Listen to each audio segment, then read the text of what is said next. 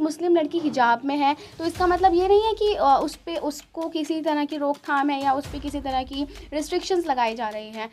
Muslim culture लड़कियों को हिजाब कवर करने के लिए निर्देश देता है, तो इसलिए लड़कियां हिजाब कवर करती हैं। तो एक खुशफहमी है जिसके काफ़ी ज़्यादा लोग शिकार हैं कि मुस्लिम कल्चर में अगर लड़कियां हिजाब पहनेंगी वो तरक्की नहीं कर पाएंगी। जैसे इकरा हसन ने बोला कि असदुद्दीन ओवैसी जो है अच्छा वक्ता है, अच्छा बोलते हैं, उनसे हम सीखते हैं। तो आपके भी कोई प्रेरणा स्रोत होंगे जिसको आप देखती होंगे, सोचती होंगे कि उनकी तरह बनना है मुझे? जो यूथ है, आज की जो यूथ जनरेशन है उसमें महिलाएं कहीं भी पीछे नहीं हैं। वो मर्द के साथ, वो मेल के साथ कांधे से कांधा मिलाकर काम करने का हौसला रखती हैं। दिल्ली चुनाव को लेकर जिस तरह से तमाम जो मुस्लिम पार्टियां जो चुनाव लड़ती है उसको लेकर कहा जाता है कि भाजपा की बी टीम है, चाहे असदुद्दीन ओवैसी की पार्टी हो।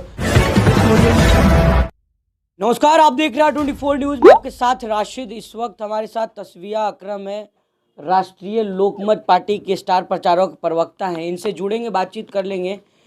जिस तरह से जो है मुस्लिम राजनीति को लेकर बात चर्चा होती है, दिल्ली में चुनाव भी है, तस्वीया खुद स्टार प्रचारक है अपनी पार्टी के, जगह जगह जाकर के चुनाव प्रचार भी करती है और एक अच्छी वक्ता भी हैं। लगातार इनके वीडियोस भी आपने देखे वायरल होते रहते हैं। तो मुस्लिम राजनीति में महिलाओं का क्या योगदान रहा है, दिल्ली चुनाव को लेकर जिस तरह से तमाम जो मुस्लिम पार्टियां जो चुनाव लड़ती है उसको लेकर कहा जाता है कि भाजपा की बी टीम है, चाहे असदुद्दीन ओवैसी की पार्टी हो या कोई भी मुस्लिम चेहरा, अगर ये खुद भी जाती होंगी तो लोग कहते हैं कि जो है भाजपा को जिताने के ये लोग आ गए हुए हैं। तमाम मुद्दों पर चर्चा करने बहुत स्वागत है मैम। कैसे देख रही हैं आप, एक खुद लड़की हैं, मुस्लिम राजनीति महिलाओं को कहाँ देखती हैं, भागीदारी कैसे देखती हैं आप?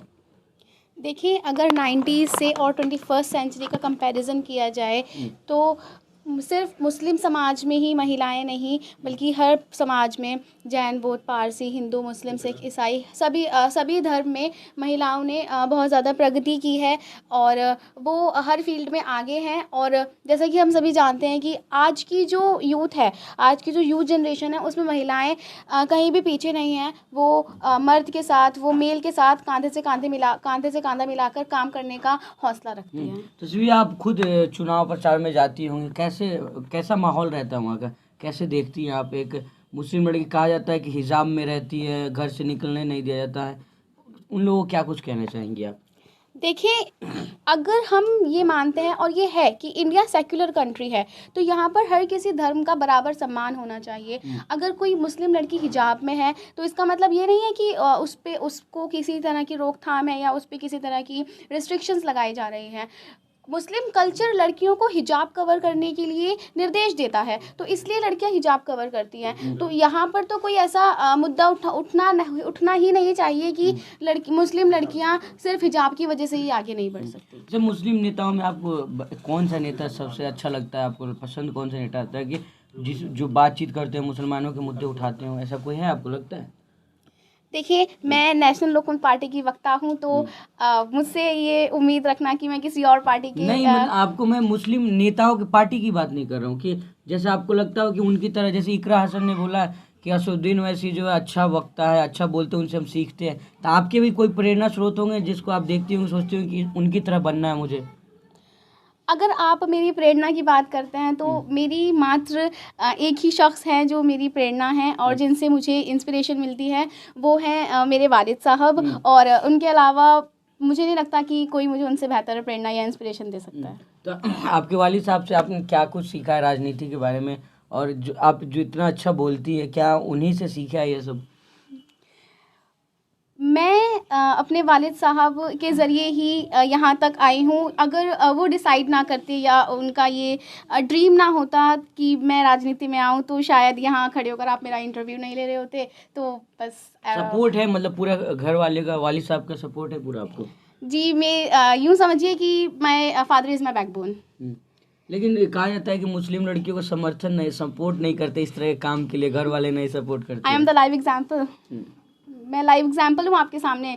मेरे वालिद साहब ने कितना सपोर्ट किया है मैं आपको खुद बता रही हूँ। तो फिर यहाँ पे तो ये सवाल उठना ही नहीं चाहिए। अच्छा, हिजाब को लेकर तमाम जगह कहा जाता है कि बैन कर देना चाहिए, उस पर आपकी क्या राय है कि ज़बरदस्ती मुस्लिम महिलाओं को, लड़कियों को पहनाया जाता है, ऐसा कुछ है?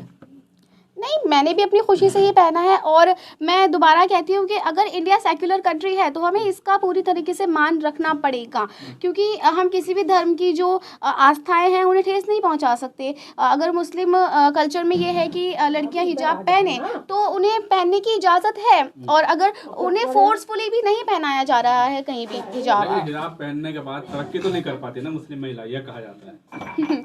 ये तो शायद एक खुशफहमी है जिसके काफ़ी ज़्यादा लोग शिकार हैं कि मुस्लिम कल्चर में अगर लड़कियां हिजाब पहनेंगी वो तरक्की नहीं कर पाएंगी। मतलब ये झूठ बोलते हैं लोग। ऑफ कोर्स, क्योंकि किसी भी कल्चर को कोई भी कल्चर किसी भी सक्सेस के आगे बाधा नहीं बनता ना। अच्छा, दिल्ली चुनाव चल रहे हैं टाइम, दिल्ली चुनाव में क्या लगता है राजनीति किस मुद्दों पर होना चाहिए और किस मुद्दों पर हो रही है? देश के मुद्दों से हम सभी वाकिफ़ हैं, चाहे दिल्ली के हों, यूपी के हों या किसी और भी राज्य के हों। अभी दिल्ली में चुनाव है तो सबसे बड़ा मुद्दा विकास, रोज़गार का है, और यहाँ पर और भी कई सारे मुद्दे हैं जिन्हें उठाना चाहिए। जैसे अभी अरविंद केजरीवाल जी ने जाट को 8% जाट को आरक्षण देने की भी बात की है, और उन्होंने और भी काफ़ी ज़्यादा मुद्दे उठाए हैं। 2100 रुपये उन्होंने हमारे हर फीमेल के बैंक अकाउंट में भी ट्रांसफ़र करने की बात की है। यदि चुनाव जीतने के बाद वो ये सब करते हैं तो वेल एंड गुड, लेकिन उनकी विचारधारा अभी भी कहीं ना कहीं बिल्कुल सटीक तो नहीं है। रमेश बदूड़े एक नेता हैं, वो महिलाओं के यानी प्रियंका गांधी के गाल की तरह सड़क बनाने की बात करते हैं। एक महिला होकर आप क्या सोचते हैं इसके बारे में?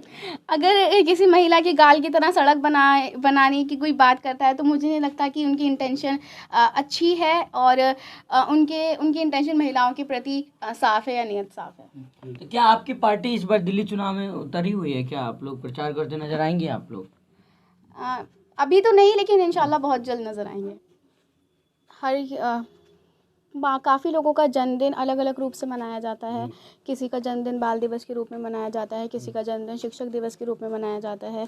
ऐसे ही नेशनल लोकमत पार्टी ने मेरा तस्बीहा अकरम का जन्म दिवस यानी 15 जनवरी को सहयोग दिवस के रूप में मनाने का कार्य किया है। इसके उपलक्ष्य में हम जनता की सेवा करने का काम करेंगे, और जहाँ तक हो सकेगा हम उनका सहयोग करने का काम करेंगे। किस तरह का सहयोग करेगी जनता का?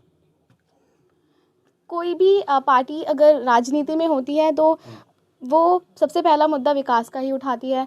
तो नेशनल लोकमत पार्टी की भी कहीं ना कहीं यही विचारधारा है कि हम जनता के विकास के लिए काम करेंगे, और विकास के लिए उनका जहां तक सहयोग हो सकेगा हम करेंगे। आप जिस इलाके में यहाँ कितना विकास किया है मौजूदा सरकारों ने? देखिए, मैं जो हम यानी नेशनल लोकमत पार्टी की कार्यकर्ता होने के नाते मैं तस्बीहा अकरम किसी ऐसे वोट के नाम पर राजनीति करने वाली पार्टी से ज़्यादा उम्मीद तो हम करते नहीं हैं, और वोट्स के नाम पर राजनीति करने वाली पार्टीज़ को चुनाव जिताने के कार्य करने के बाद आपकी स्थिति आपके सामने है। तो विकास हुआ है आपके इलाके में? विकास शायद ही आपने गौर किया होगा या शायद ही आपने नोटिस किया होगा, हर 10 मीटर की दूरी पर आपको यहाँ पर कूड़ेदान दिखते हैं, डस्टबिन्स दिखते हैं, लेकिन उसके आसपास भी जो है कूड़े का एक ढेर लगा रहता है, एक गार्बेज का ढेर लगा रहता है। नगर निगम से गाड़ियाँ भी आती हैं कूड़े की, लेकिन हर दूसरे दिन वही कार्य दोबारा होता है। तो मेरे ख्याल से तो ये विकास नहीं है। मतलब साफ सुथरे के वादा जो किया था साफ सुथरा नहीं है। नालियाँ सड़ लगी हैं बिल्कुल। नहीं, इसे आप विकास, अगर जिस वादे को कर पार्टी चुनाव जीती है वही काम आप नहीं कर रहे हैं तो ये विकास कैसे हो सकता है? कितना खुश है आपके जन्म दिवस पे जो है पार्टी आप ऐसे सेलिब्रेट कर रही है आपके जन्म दिवस को? कैसा महसूस कर रही हैं आप? कैसा लग रहा है? मैं नेशनल लोकमत पार्टी की भी शुक्रगुज़ार हूँ, और आप लोगों की भी शुक्रगुज़ार हूँ कि आप मेरे आमंत्रण पर, नेशनल लोकमत पार्टी के आमंत्रण पर यहाँ आए। मैं तहे दिल से आप लोगों का शुक्र अदा करती हूँ, और मैं बहुत ज़्यादा खुश हूँ कि मुझ जैसे कार्यकर्ता के जन्म दिवस को सहयोग दिवस के रूप में मनाया जा रहा है, और मैं इसका मान रखते हुए जनता का सहयोग करने का भी काम करूँगी। अभी उम्र आपकी छोटी, राजनीति में अभी से खुद क्या देखते हैं, क्या किस लिए राजनीति में आना चाहती हैं आप? क्या देखिए, हर किसी की अपनी अपनी फील्ड होती है, कोई कुछ बनना चाहता है तो कोई कुछ बनना चाहता है, उसके लिए प्रेप्स जो होते हैं वो पहले से ही करने पड़ते हैं। तो इसलिए मैं राजनीति में आना चाहती हूँ, तो प्रेप्स अभी से ही क्यों ना स्टार्ट कर दिए जाएं।